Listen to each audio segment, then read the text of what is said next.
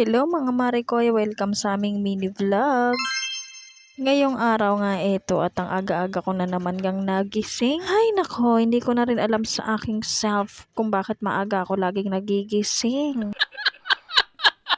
Kaya para magising nga itong aking pagkatao, huy, ang OA naman sa pagkatao, ay magtitimpla na nga lang ako ng aking paboritong kinakape tuwing umaga at tanghali, hapon, madaling araw. Huy, ang dami kong daldal. Nung kinuha ko yung thermos, wala palang tubig mainit. Kaya eto, kinuha ko na nga agad yung heater para nga malagyan ko ng tubig at makapagpakulo na ang person na to, tulala yarn. Mga alas 4 o alas 5 nga ito na madaling araw. Ewan ko, hindi ko na nga alam kung anong oras na to. Basta ang alam ko lang magkakape ako for today's video. At pagkatingin ko nga sa heater, ang dami ko palang nailagay na tubig, kaya naman binawasan ko nga. At maya-maya nga eto, at tinanggal ko na nga sa saksak dahil kumulo na nga. Mabilis lang naman tong uminit, kaya eto, at lalagyan ko na nga agad yung aking kape. Dahil kapeng-kape na ang person na to. Huy, kita nyo yarn, umuusok-usok pa nga. Yung natirang tubig nga sa heater, sinalin ko na nga agad dito sa thermos. At eto, ipapakita ko sa inyo kung anong oras na nga. O diba, 5:33 pa lang ng umaga. Ay, nako, Diyos mio. Ang tao na to, ewan ko bakit ang aga-agang nagigising. Sinubukan ko naman matulog ulit, pero hindi na nga ako makatulog. Kaya nga eto, at magkakape na nga lang yung person na to. Nung mga oras na to, yung mag-ama ko ay tulog na tulog pa nga, pero ako gising na gising na. Habang nakatambay nga ako dito at nagkakape, inabutan na nga ako ng liwanag. O diba, siguro mga alas 7 na to ng umaga, eto, at gising na gising na nga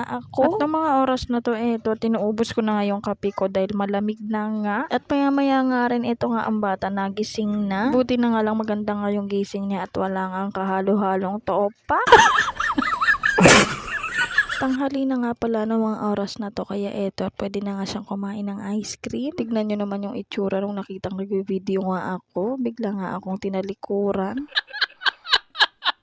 Pagkatapos naman niyang mag-ice cream, lumabas naman nga siya dahil andito nga yung lolo niya. Grabe nga ang kulit ng batang to. Kahit siya lang mag-isa, ay Diyos mio, ang kulit niya, doble-doble. Tignan nyo, nakita nga nag-video ako. Ay sumali, kaya ayan, sali kita.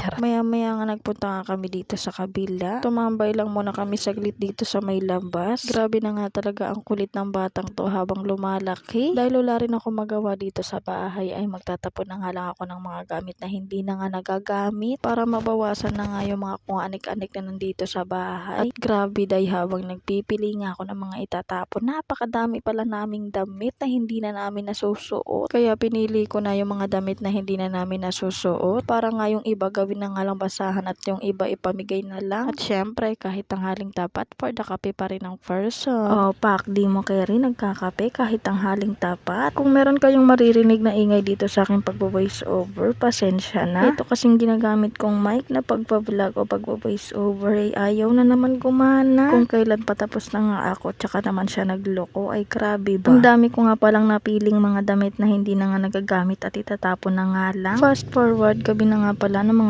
oras na to at nandito na nga kami ulit sa bahay ng biyanan ko. At eto, nagkakape na naman nga ako. At ng mga oras na to ay kumuha nga ako ng pansit canton at magluluto nga ako. Si Baby Elise naman, hindi nyo nga nakikita sa video na to dahil tulog na nga siya. Magmi-me time na nga ang person na to. Huy, charot-charot ka dyan.